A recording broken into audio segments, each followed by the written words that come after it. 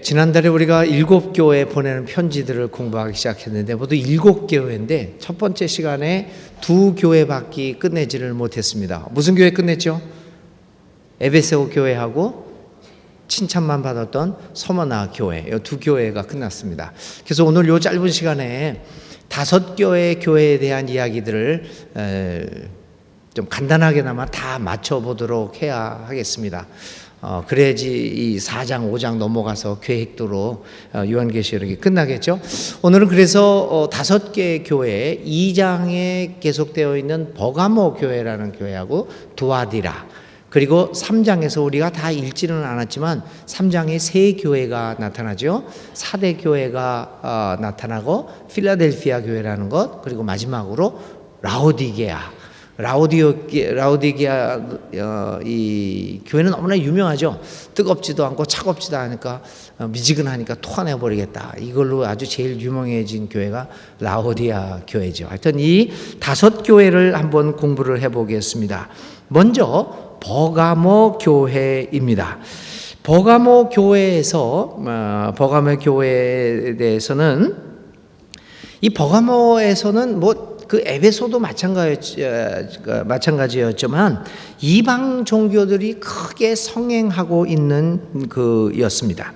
그래서 이방 종교의 아주 거센 도전 앞에 놓여 있던 교회가 버가모 교회였습니다. 그래서 이렇게 유혹하고 저렇게 유혹하고 또 그리고 이 사람들이 대부분 이제 버가모 교회나 우리가 생각해 보면 그 소아시아에 있는 7교회의 교인들이 누구였습니까? 그냥 맨바탕에 있는 사람들이 아니었죠. 이제 그거를 우리가 항상 염두에 두어야 합니다. 아무런 종교를 가지고 있지 않던 사람이 아니었습니다. 이들은 독실한 종교인들이었습니다. 그러니까 다른 종교들을 다 갖고 있었기 때문에 신에 대해서 너무나도 잘 알고 있는 사람이었고 종교들에 대해서도 아주 많은 지식을 갖고 있는 사람들이었습니다. 그렇게 이방 종교를 이미 종교적 배경을 갖고 있는 사람들이 이 자리에 앉아 있는 겁니다. 그게 이제 버가모 교회도 그랬고 에베소 교회도 다 그랬습니다. 그래서 가장 큰 도전이 이렇게 이방 종교의 습관을 그대로 따르고자 하는 데에 그 큰 도전이 있었던 것이죠. 그렇지만 그래서 항상 다시 돌아가고 싶은 유혹을 받고 있는 것이 이 초대교회, 이 특별히 소아시아 7개 교회 교인들이 당면한 그 문제였습니다. 자꾸 돌아가려고 하는 거죠. 유혹이 많으니까. 근데 버가모 교인들은 그런 유혹들을 단호하게 물리치게 되었습니다.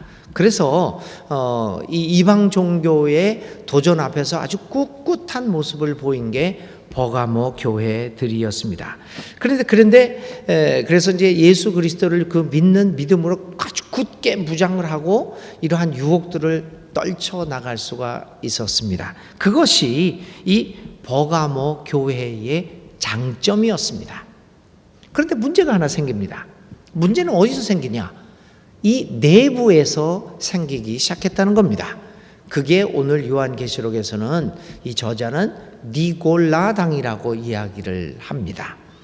그 니골라당은 외부에서 이방 종교에서 들어온 것이 아니라 이 안에서 그 버가모 교회 내에서 내부적으로 발생한 문제였습니다. 니골라는 누구죠? 그 스테반이 집사로 뽑힐 때 7 집사 중에 하나로 뽑혔던 아주 신실한 사람이었습니다. 그 사람의 이름을 따서 이 당이 하나 만들어졌어요. 이 어떤 주의가 만들어진 거죠. 이 니골라 당이라는 건 뭐냐? 이런 겁니다. 간단하게 얘기하면 이런 겁니다. 예수 안에서 믿음을 가졌으면 그걸로 끝이다. 그러므로 믿음으로 살면, 믿음만 가지고 있으면 모든 것들은 다 문제가 없어진다. 믿음만 가지고 있으면 된다. 그러니까 내가 믿음으로 구원을 받았으면 이제 내가 무슨 짓을 하더라도 그런 죄들은 다 용서가 되고 나는 구원받은 사람으로 살아갈 수 있다라고 하는 생각이었습니다. 얼마나 매력적입니까? 여러분들은 이미 구원을 받으셨어요. 이미 그래서 그 영이 하늘나라에 가 있습니다. 이미 하늘나라에 도장을 받았습니다. 그러니 이 육체가 하는 일들은 나의 영하고는 상관이 없는 겁니다. 그 이미 나의 영은 하나님께 구원의 도장을 인침을 받았으니까 이미 합격을 했습니다. 그러니 지금 내가 어차피 이 벗어버릴 이 몸이 육체가 무슨 짓을 하더라도 그것은 나의 구원과는 상관이 없는 일이 되었습니다. 그게 바로 니골라당의 가장 핵심적인 가르침이었습니다. 이 가르침 배후에는 뭐가 있습니까? 오늘날에도 우리들을 괴롭히고 있는 이단 중에 이단이 바로 그런 거지요. 바로 이원론이었습니다. 영과 육을 따로 보는 거지요. 영은 구원을 받았으면 육은 다 이거 썩어질 것이기 때문에 상관이 없다는 겁니다. 이 이원론적인 생각이 니골라당, 이 조금 있다가 이제 두아디라 교회에서도 말씀드리는데 두아디라 교회는 이세벨이라고 하는 어떤 여자 선지자를 용납하게 됩니다. 그것이 이제 두아디라 교회에서 문제가 생겼는데요. 이게 다 같은 내용들입니다. 사람은 달랐지만요. 그러니까 한마디로 얘기를 하면은 구원은 영이 받는 것이기 때문에 이 육체는 무슨 짓을 해도 구원받은 이후에는 상관이 없다라고 해서 영과 육의 세계를 구분하는 사상이었습니다. 그게 지금도 초대교회 때 이 초대교회를 가장 위협하던 그 주의가 바로 그것이죠. 영육의 분리 사상이었습니다. 이원론이었죠. 이제 초대교회를 이렇게 위협하고 있는 크게 두 개의 이단이 있었는데요.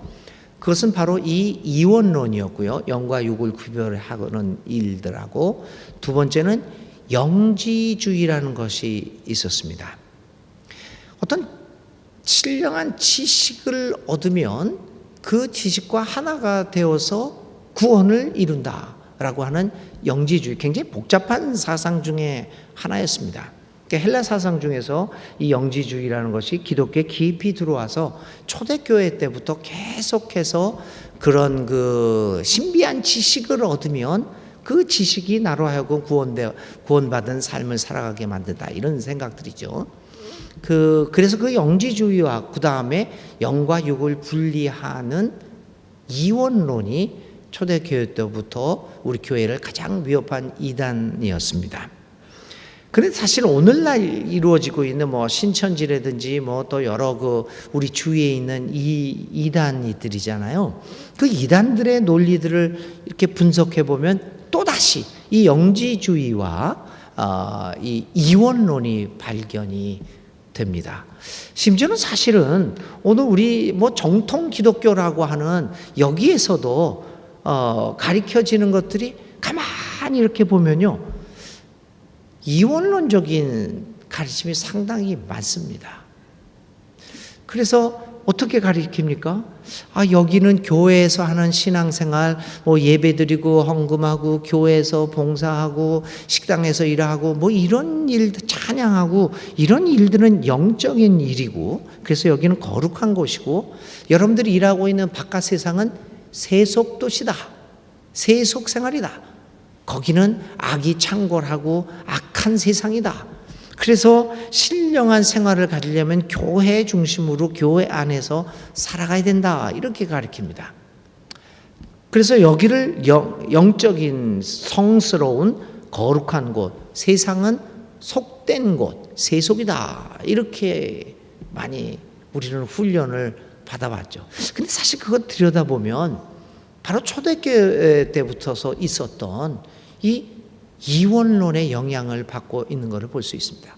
그래서 교회에서는 좋은 목사, 좋은 장로, 좋은 권사, 좋은 집사, 좋은 교회들입니다. 근데 밖에서는 그냥 자기 생각대로 살아갑니다. 믿음하고는 상관없죠. 왜 그러느냐? 거기는 속된 세상이니까 거룩한 세상이 아니거든요.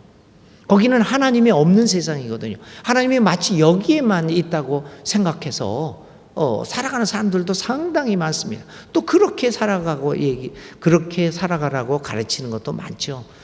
이런 것들이 그 원조에는 바로 이원론이죠. 영육을 구분하는.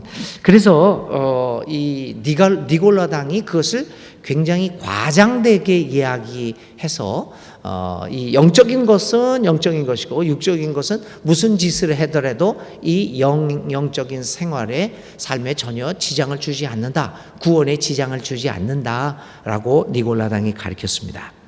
그런데 이 내부에서 일어난 이 니골라당의 꼬임에 빠진 사람들이 많아지게 된 거죠. 처음에는 자그마한 했는데 그것이 점차 누룩처럼 번져서 온 교회를 휘젓고 다니게 만들었다고 하는 것입니다. 그 니골라당, 영육을 구분하는 그 사상을 조심하라, 이렇게 우리에게 요한계시록을 통해서 이야기하고 있습니다. 이 버가모 교회한테 한 이 경고는 오늘 우리들에게도 마찬가지입니다. 이 두아디라, 그다음에 이제 두아디라 교회가요. 두아디라 교회는 어떤 특징이 있었냐면, 버가모 교회는 이방 종교의 도전에 꿋꿋이 싸워서 이겼지만 내부의 적 때문에 힘들어진 사건이었죠. 두아디라도 마찬가지입니다. 두아디라는 어떤 교회였냐면은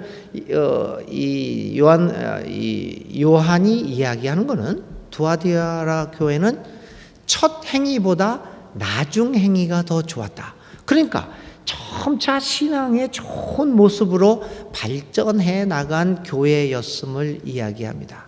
처음에는 아주 미약하고 부족한 것이 많았을지라도 그들은 예수 그리스도를 믿는 신앙 안에서 점차 성숙된 모습을 보였습니다. 그럼에도 불구하고 요한은 이 교회를 향해서 책망합니다. 버가모 교회와 마찬가지로 내부의 적을 얘기합니다. 여기서 버가모에서는 니골라 당이었지만 이 두아디라 교회에서는 이세벨이라고 하는 이름을 가진 여선지자를 이야기하고 있습니다. 근데 학자들은 그래요. 과연 그 이세벨이라고 하는 여자가 있었느냐, 실질적인 인물이냐라고 하는 데에서는 여러 가지 학자들끼리 의견이 좀 나누어집니다. 실제로 있었다라고 이야기하는 사람들도 있지만, 그러나 실제로 있었던 것이 아니라 그 내부에서 일어나는 그 분열을 향해서 이름을 붙인 것이다. 이세벨이라고 이름을 붙인 것이다. 이세벨이 누굽니까, 여러분? 아합 왕의 부인이었어요. 사실 여러분, 아합 왕이라고 하는 북이스라엘의 아합 왕이라고 하는 왕은 굉장히 좋은 왕이었습니다. 정치를 매우 잘했던 사람입니다. 그래서 아합 왕 시절에 이스라엘이 가장 경제적으로, 정치적으로, 군사적으로 융성했던 시기였습니다. 그래서 나라를 잘 다스렸어요. 그러니까 우리가 생각해 보면 경제 부흥을 이룩한 그러한 훌륭한 대통령이었다, 이렇게 생각할 수도 있습니다. 그런데 문제는 어디서 발생했습니까? 이세벨이라고 하는 이방 여자하고 결혼하면서 문제가 생깁니다. 이 내부에 들어온 이세벨이라고 하는 여왕이, 그 왕비가 점점 아합 왕을 꼬셔서 종교적인 다른 가르침을 나오게 됩니다. 이방 신들을 섬기게 만들었습니다.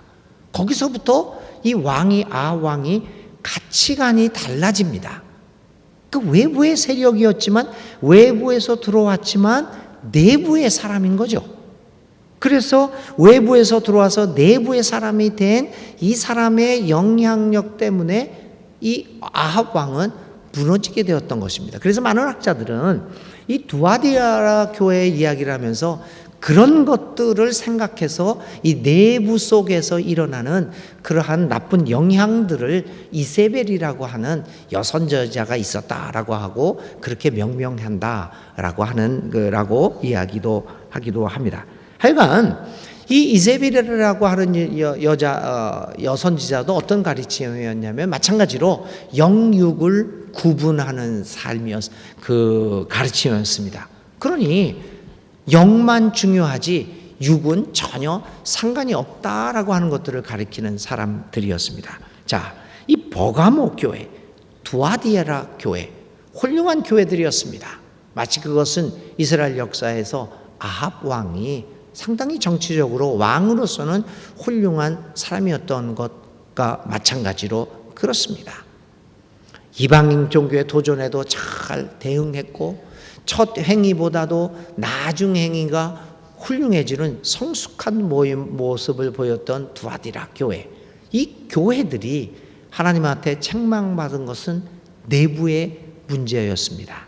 내부에서 일어나는 분란, 내부에서 일어나는 이러한 헛된 가르침들, 이러한 것들이 결국 하나님으로부터 책망을 받게 만들었다고 하는 것입니다. 교우 여러분, 이러한 거짓 선지자들의 거짓 유혹에 빠지지 않고 믿음을 지키는 자에게 하나님의 나라가 주어집니다. 우리는 주의 말씀에 그 가르침에 우리의 마음을 다해야 합니다. 혹시나 니골라나 혹은 이세벨과 같은 거짓 가르침, 우리를 유혹하는 그러한 그 가르침에 현혹되어서는 안 됩니다. 우리 속에 있는, 그래서 우리에게 하나님 앞에 기도할 것은, 하나님, 우리 속에 있는 거짓 가르침들을 분별하는 지혜를 주십시오.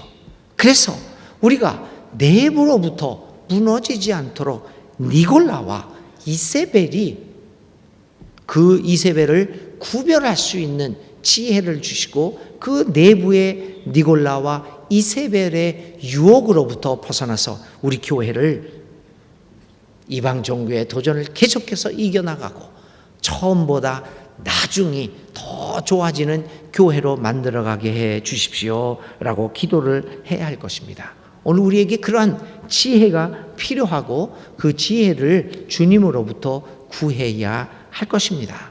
얼마나 많은 교회들이 그런 니골라와 이사벨과 같은 그러한 그 문제로 인해서 무너지고 헤어지고 파괴되어지는 일들이 많습니까? 그 여러 가지 우리 한국 교회에서 일어나는 모든 문제들은 어떤 그러한 거짓 가르침에 우리가 너무 현혹되어서 벌어지는 일들이 참 많은 것이지요. 자, 이제 사대교회로 들어갑니다. 사대교회.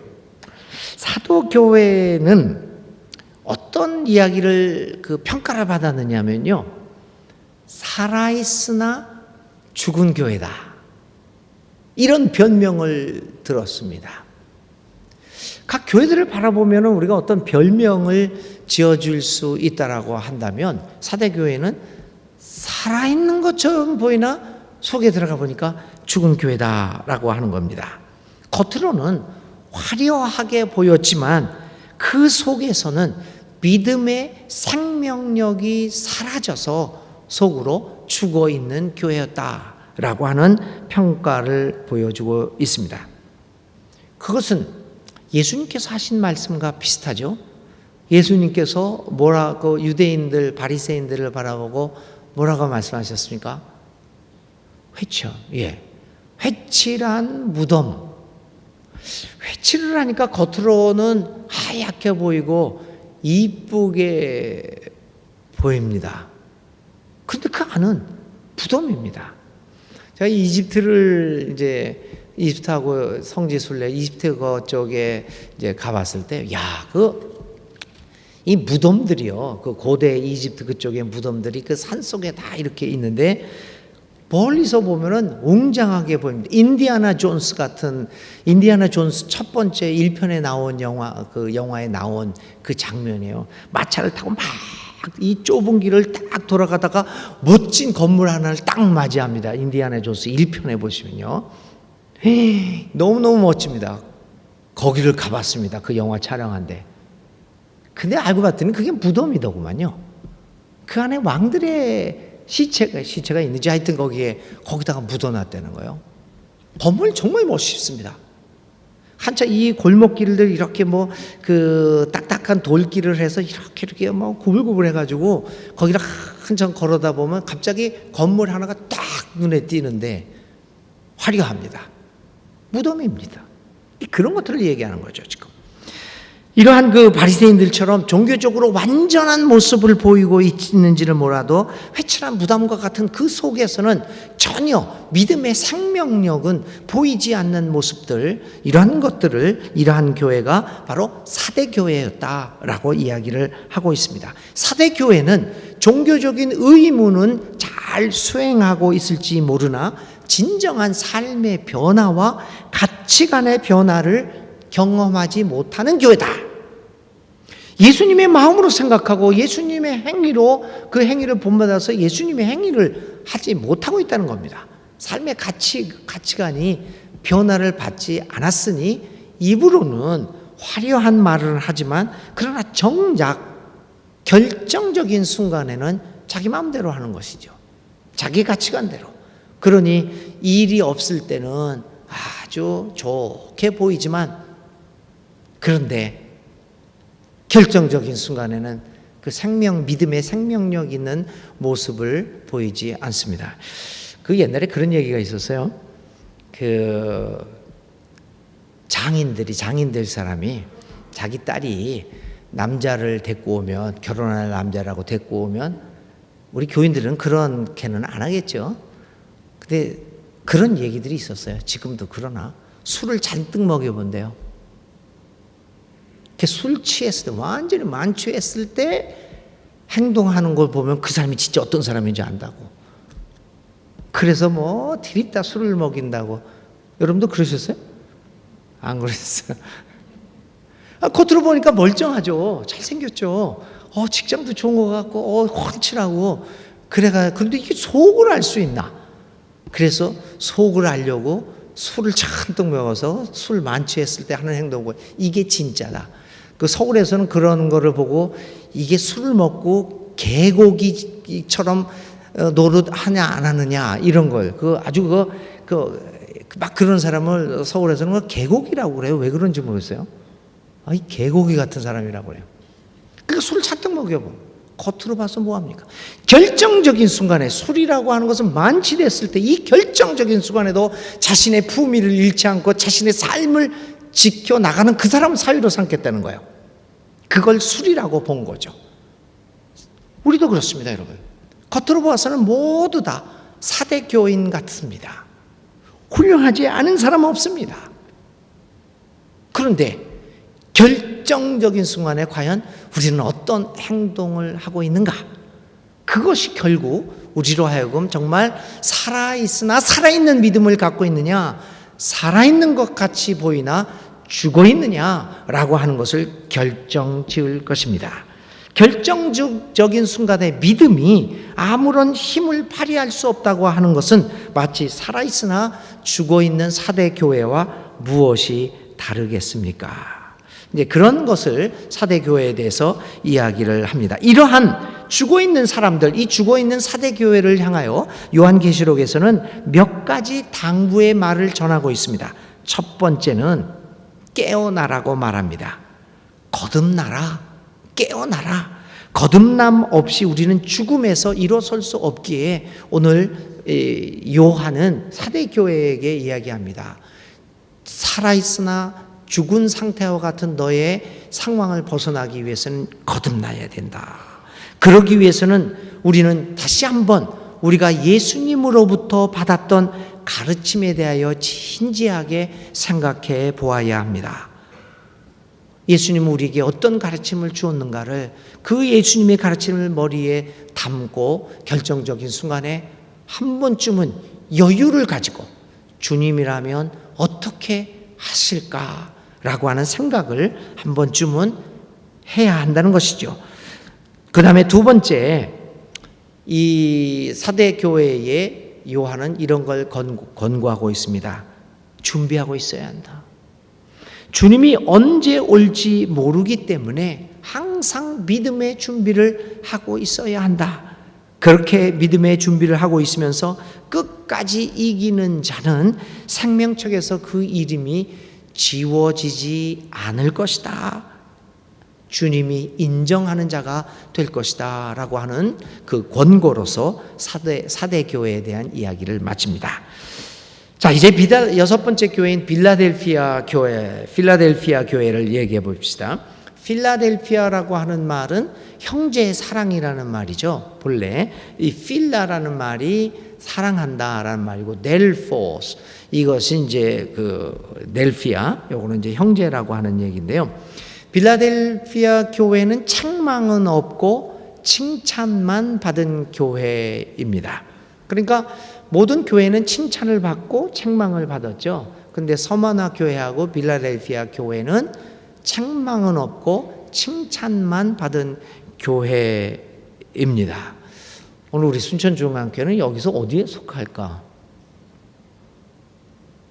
답변들은 하셔도 되는데, 공부 시간.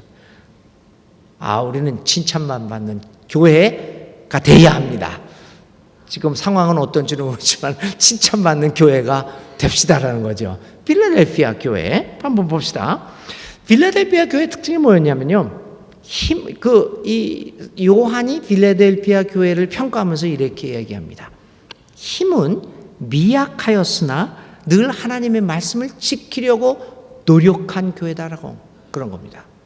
사대 교회는 겉으로는 화려했지만 속으로는 죽어 있었다, 그렇게 얘기를 들었잖아요. 필라델피아 교회는 겉으로 보면 굉장히 미약하였으나, 아마 숫자가 작았는지 뭐 가난한 사람들이 있었는지는 그거는 우리가 좀 더 공부해 봐야 되겠지만요, 겉으로 봐서는 미약했습니다.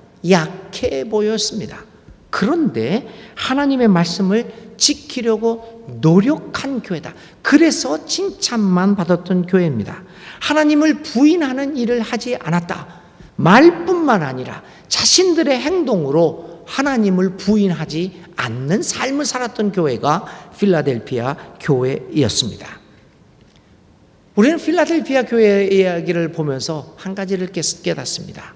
하나님 앞에서 중요한 것은 우리가 어떤 업적을 남기는 것이 아니라, 사대교회처럼 화려함을 자랑하는 것이 아니라, 업적을 남기는 것이 중요한 것이 아니라, 작은 일이라도 그것을 통하여 하나님의 이름을 드러나게 하는 것이다 라고 하는 것을 배우게 됩니다.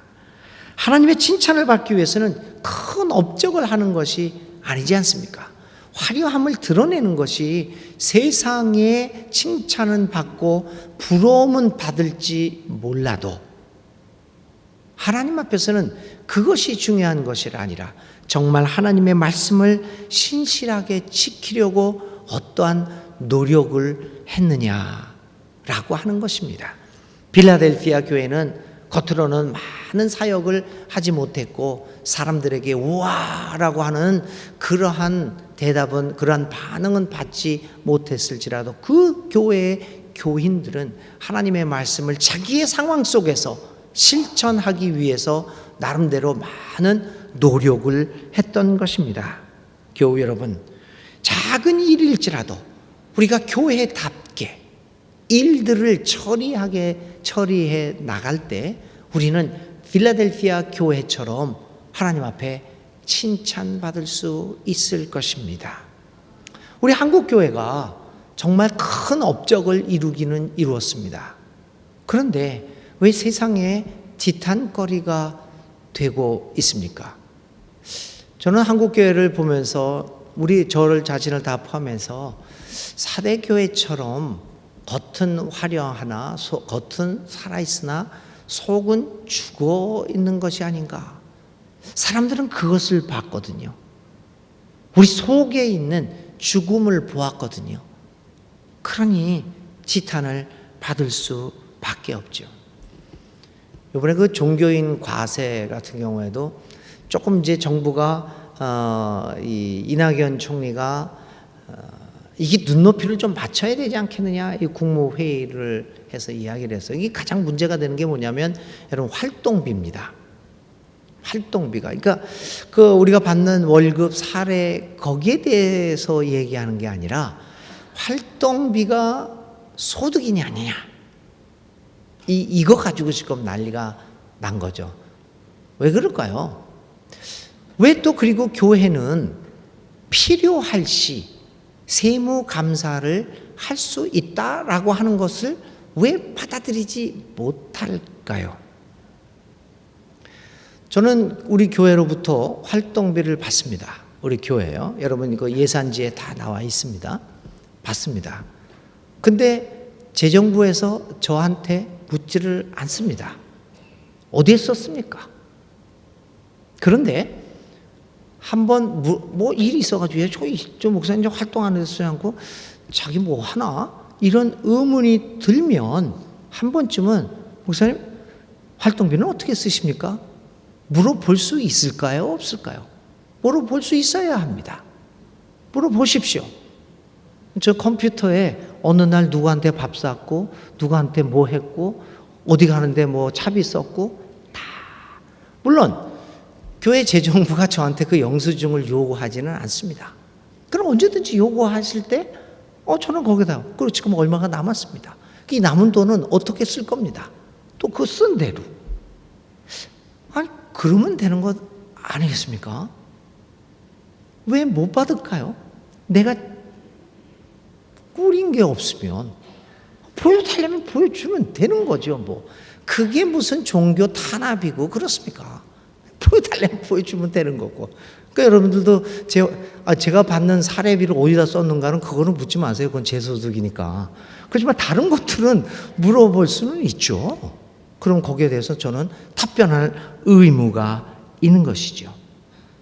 우리가 그런 삶을 살지 못하고 있기 때문에 사회로부터 지탄을 받는 것이죠. 필라델피아 교회는 미약해 보였지만 그런 면에 있어서 정말 하나님의 말씀을 그대로 살아갔던 교회입니다. 그래서 그 교회는 칭찬만 받았습니다. 이러한 신실한 필라델피아 교회를 하나님은 뭐라고 얘기하시냐며 칭찬을 하면서 보상을 해주시는데요. 이런 보상을 해주십니다. 하나님 나라의 기둥으로 삼겠다. 이때 우리 사경회를 하면 부흥회를 하면 아멘 소리가 나와야 되는데 순천중앙교회가 정말 그렇게 살아간다면 하나님 우리에게 얘기합니다. 너희가 뭐 겉으로 약해 보이냐? 문제없다. 나는 너희들을 순천중앙교회를 하나님 나라의 기둥으로 삼겠다. 자, 이 필라델피아 교회가 오늘 우리에게 이러한 경고를 주는 거죠.